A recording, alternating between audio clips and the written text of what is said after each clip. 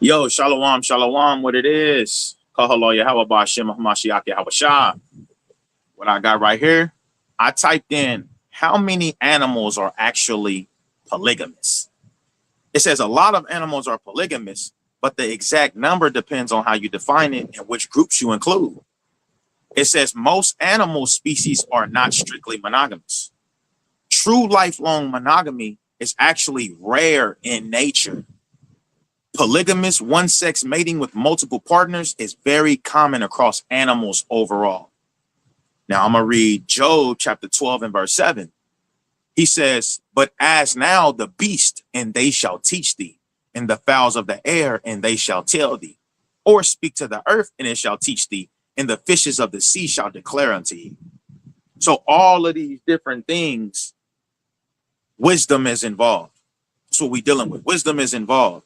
And when you look at these animals in nature, like if everybody's minds was to go blank right now, the number one thing would be to learn from these things. That's what we would do.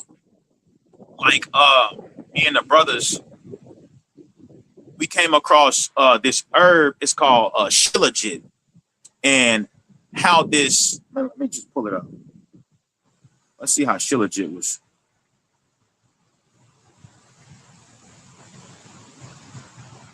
So it says shilajit. Oops. So shilajit, it says, I said, how was shilajit found? Seeping from rocks. People in the Himalayas, Altai, Caucasus, and Tibetan mountains noticed a dark tar-like resin oozing out of the rocks during hot seasons. It appeared only when the sun heated the mountains. And it says animal observation. Remember, ask the beast and they will teach thee. It says, this is the direct order of it. It said it was seeping out of rocks, and then it goes straight into the animal because the animal is the one that made this resin known. It says ancient herders observed that monkeys and mountain goats would lick or eat this substance. These animals showed unusual strength, stamina, and health.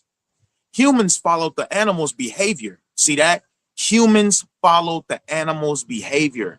Ask the beast and they shall teach thee. A common way many medicines were discovered. Early human use. Locals began collecting it and using it for fatigue, wound healing, longevity, and strength. It became known as Sanskrit as shilajit. Shilajit, which means sila is rock and jet is resin. So rock resin is what it's actually called. You should look it up. Shilajit. As a matter of fact, I guess I can just show a picture of it.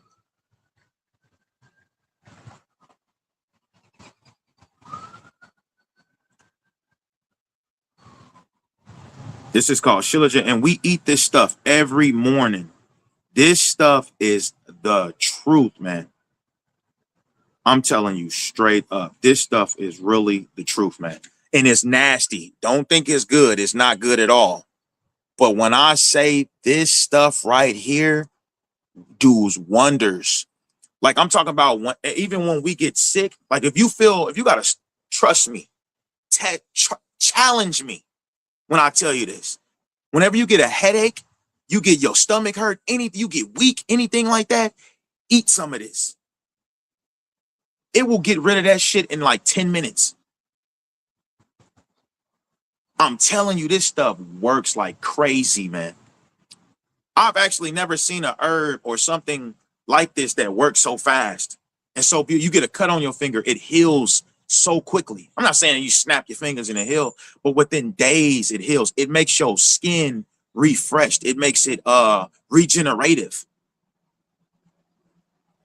So going back, it said humans followed the animal's behavior. That's how this was discovered.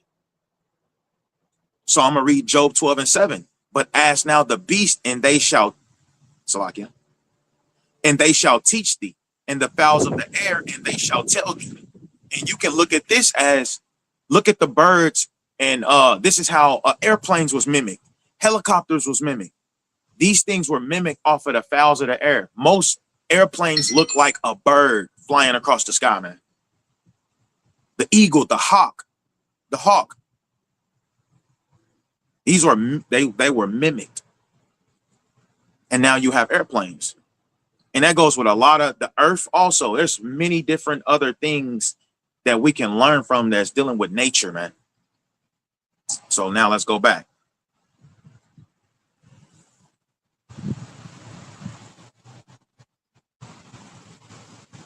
Let's go back. So now it says, I'm gonna read this part again. Polygamy, one-sex mating with multiple partners, is very common across animals overall. It said that 80 to 90% of animals are poly, man. This is one thing out of many we can learn from animals. Now, of course, we got more wisdom. We're not just gonna go off of instinct and just go humping stuff in broad daylight and all that dumb. That's where you're not using what the Most High gave you. When he said in Job chapter 35, the same book, he said in Job 35 and 9, it says, by reason of the multitude of oppressions, I'm getting the context, they make the oppressed to cry. They cry out by reason of the arm of the mighty, but none saith, where is God my maker, who giveth songs in the night, who teacheth us more than the beast of the earth, and maketh us wiser than the fowls of heaven. That's what the Most High does for us. He makes us wiser than these animals, these beasts and these fowls. We're smarter than them, for sure. A bird can't build a house. I mean, like a literal house, like architect it and do all the good stuff. Animals can't animal can't drive a car. Animals can't do these kind of things. We have the wisdom to do this.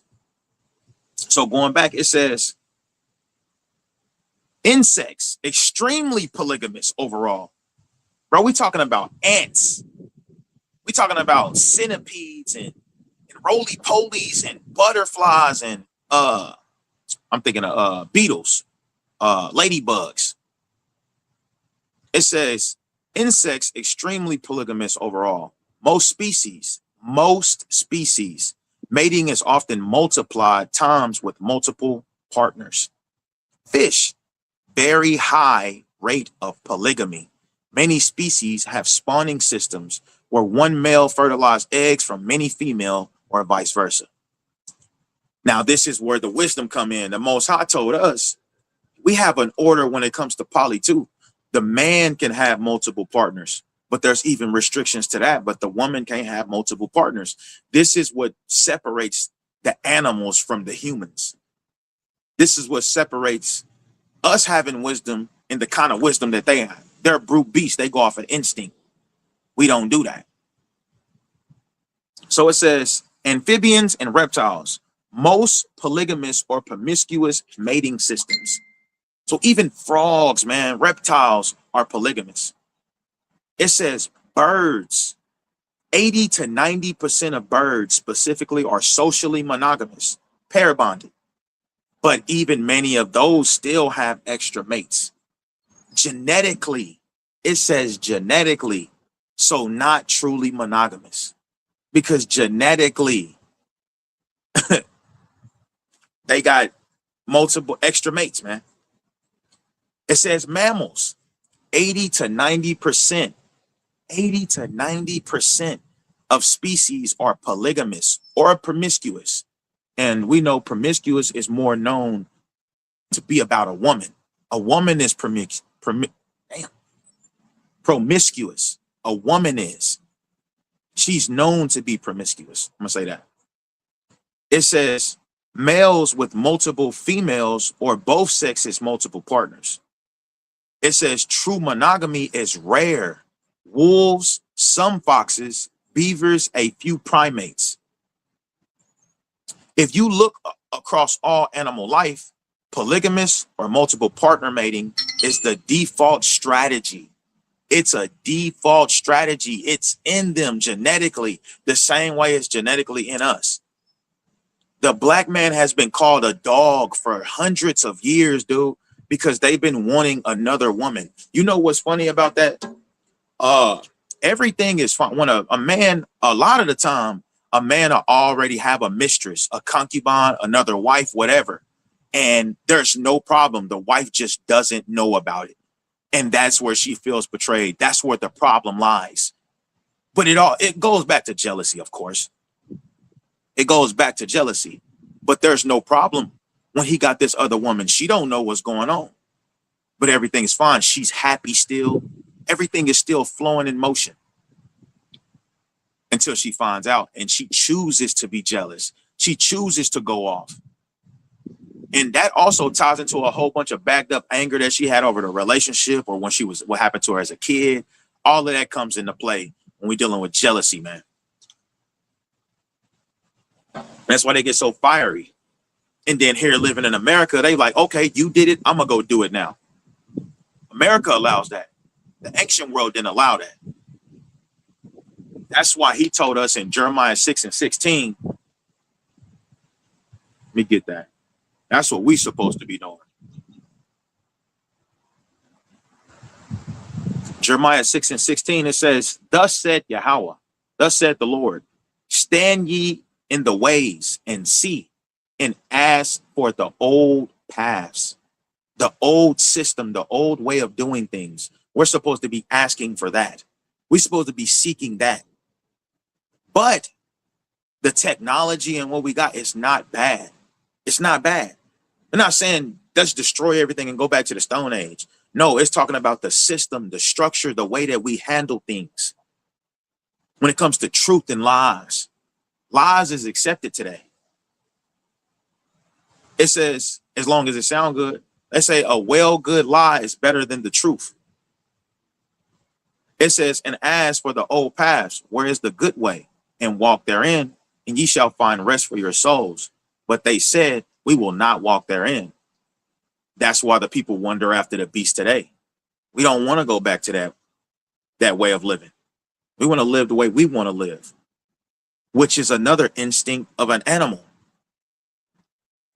That's why Peter said these people are known as brute beasts, made to be taken and destroyed. A lot of people act like animals. They don't use the wisdom that the Most High gave to them. They act more like the animal. They don't know right from wrong. That's why a lot of time a dog will bite a child, because it don't know that it's not supposed to bite the child. It's just guarding. Us humans know not to harm a child. I don't give a damn how slow you are, man. That's a choice. So let's go back. So I'm gonna read it again. Jeremiah 6:16. It says, thus saith the Lord, stand ye in the old ways and see, and ask for the old paths, where is the good way, and walk therein, and ye shall find rest for your souls. But they said, we will not walk therein. Straight up. They seeking after the beast. So that's really all I wanted to bring out, that little piece of evidence of, I'm sitting here looking at Discovery Channel with my sons, and I'm just like, it was about an elephant seal. And it was explaining how an elephant seal, they have from 20, and it's through the seasons, of course. It's a seasonal thing. But they have 20 to 100 women, on the shore, laying there, waiting for this one male to come mate with all of them.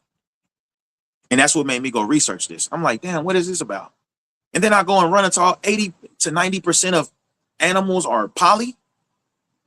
And the Bible tells us to learn from them. The wisest man on earth told us to learn from the ant, thou sluggard. That's what we're supposed to be doing, man. But it was an elephant seal. Now, he don't get every single last one of them pregnant from the 20 to 100, but he gets as many as he can pregnant. These elephant seals can only have one baby a year. But I was watching this and I was just like, dang, that's crazy. That's crazy. But shalom.